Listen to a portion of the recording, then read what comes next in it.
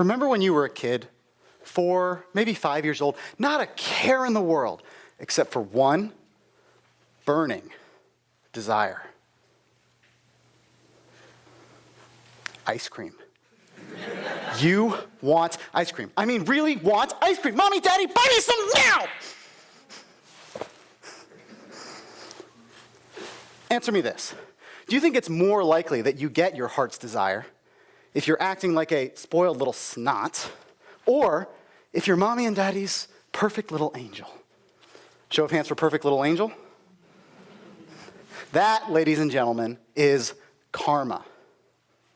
Karma is the Buddhist or Hindu belief in the fundamental law of the universe, that what we put out into it, both positive and negative, will come back to us.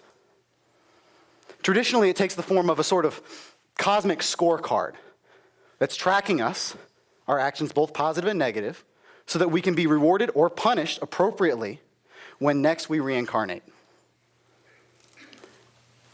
I believe that karma is real, but not because there may or may not be some supernatural force watching over us, ready to reward or punish us later, but because there is a direct, observable cause and effect relationship between the actions we take on a day-to-day basis and the rewards or punishments we receive, and our overall quality of life.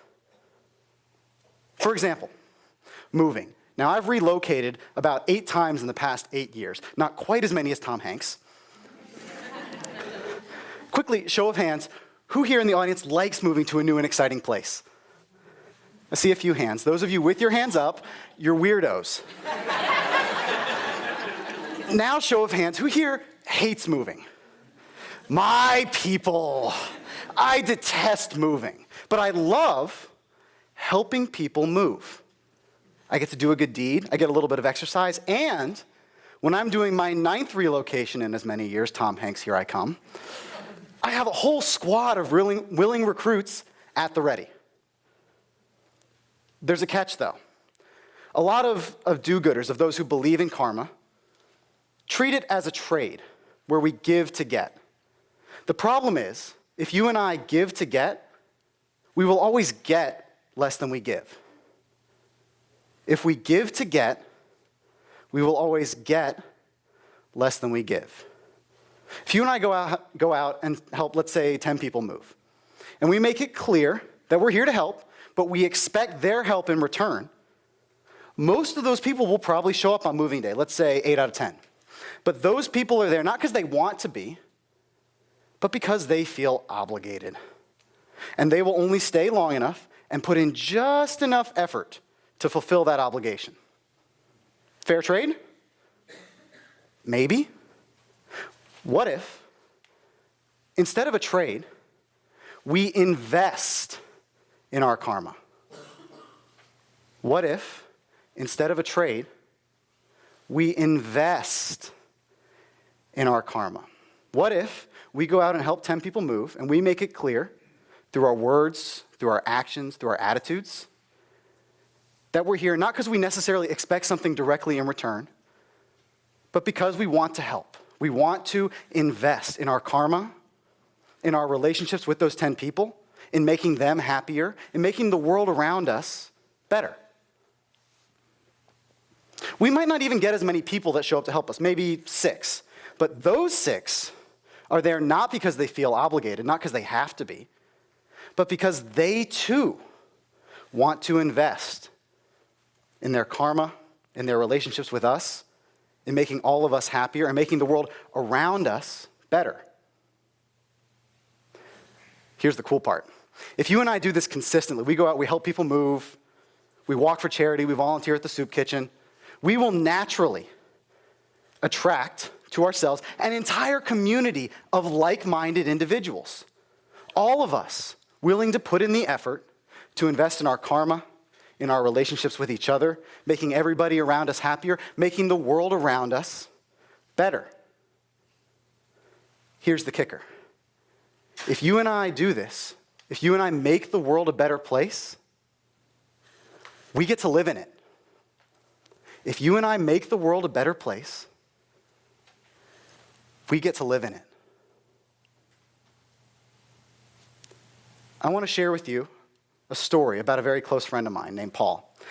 Everything that I had growing up, financial stability, a safe neighborhood, a loving and supportive family, all those things that I took for granted, Paul didn't have. Yet somehow, despite growing up in the slums of Philadelphia, drug-addicted father, absentee mother, he hoisted himself up by his own bootstraps, graduated valedictorian of his high school class, and got himself into the exact same Ivy League institution that I, with all my good fortune, was also able to attend. You'd think that that would be enough. But between an ongoing toxic home environment, simultaneous crippling physical and psychological trauma, and ongoing undiagnosed mental health issues, what should have been a 4-year degree turned into a decade-long fight for Paul's future. I will never forget the phone call I got from him 2 months before he was finally going to graduate to confess that he had completely run out of money. No more loans, no more grants, certainly no help from home.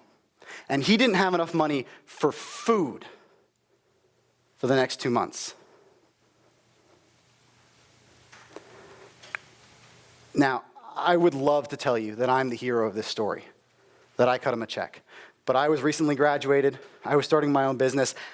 I didn't have the money. But 2 couples that I knew did. 2 couples who had never met Paul. Each reached into their own pockets, pulled out $1,000 to invest in somebody they had never met. And when Paul asked, "What can I do in return?" their answer was, both of them, just tell him to pay it forward. I will also never forget the phone call I got the day after Paul's graduation. "Hey, Paul, what's up?" "I made it. Thanks to you. Thanks to your friends.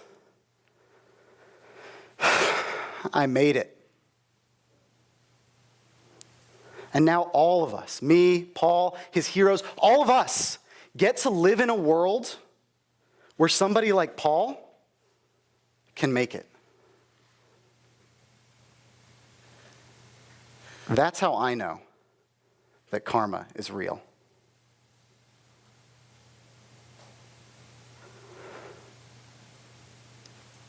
You may be thinking, great story. That's awesome that Paul's heroes were able to do that for him. But I can't. I don't have $1,000. I can't move mountains. I can't part the seas. I can't possibly make a difference. Let me tell you one more story. This one's a fable, my personal favorite when I was growing up as a kid, about an elderly gentleman walking down the beach after a storm.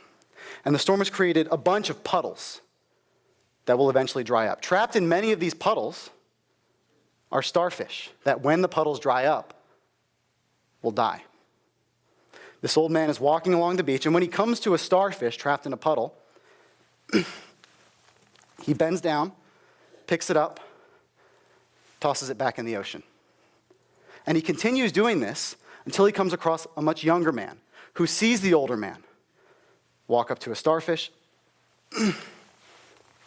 bend down, pick up the starfish and toss it in the ocean. And the younger man says, "What do you think you're doing? Do you have any idea how many starfish are washed up, not just on this beach, but on beaches all over the world? You can't possibly make a difference." The older man thinks about this for a second, walks up to the next puddle, bends down, picks up another starfish, tosses it in the ocean, and says, "It made a difference to that one."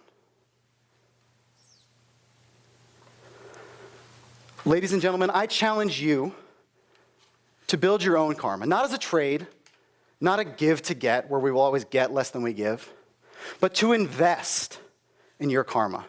Go out, do good, attract to yourself an entire community of like-minded individuals, all of them working to invest in their karma, in their relationships with each other, making each other happier, making the world around all of us better. If we make the world a better place, we get to live in it. You can make a difference. One starfish at a time. Thank you.